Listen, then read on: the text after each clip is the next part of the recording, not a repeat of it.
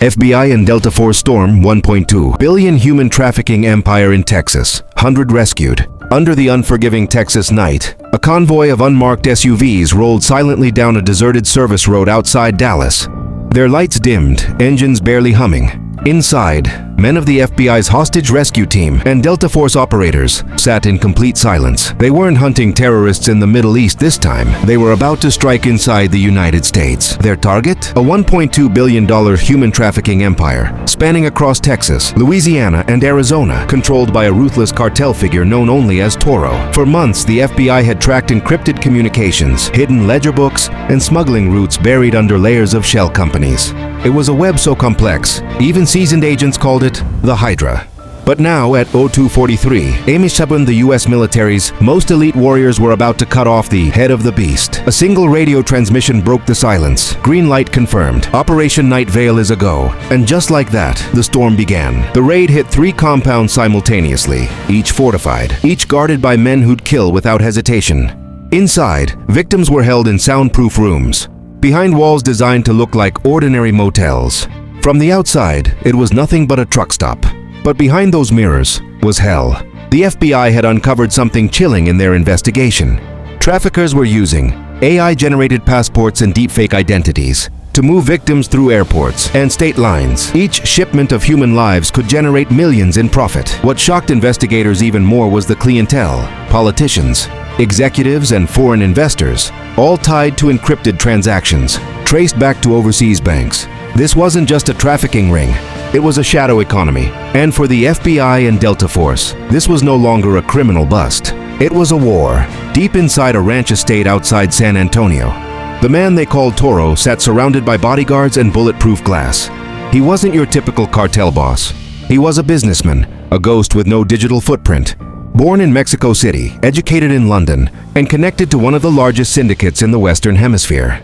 He built his empire on human misery. Women, children, and refugees all trafficked through Texas under the guise of logistics companies. But Toro made one fatal mistake. He underestimated the power of American intelligence. Using a joint task force combining NSA signal intercepts, FBI forensics, and Delta Force surveillance drones, the team had located Toro's private bunker, hidden beneath a horse stable. As the dawn neared, Delta's commander gave the final order.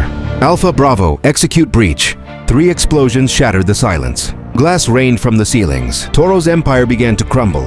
The name Operation Night Veil wasn't random. It symbolized what the FBI and the U.S. military were fighting against: a veil of darkness hiding unimaginable crimes. As Delta Force cleared building after building, agents found children hidden in shipping crates, passports ready for transport, and ledgers showing over $1.2 billion in illegal profits. By the time the sun rose over Dallas, 112 victims were freed, and 47 suspects were in custody, including several high-ranking cartel enforcers.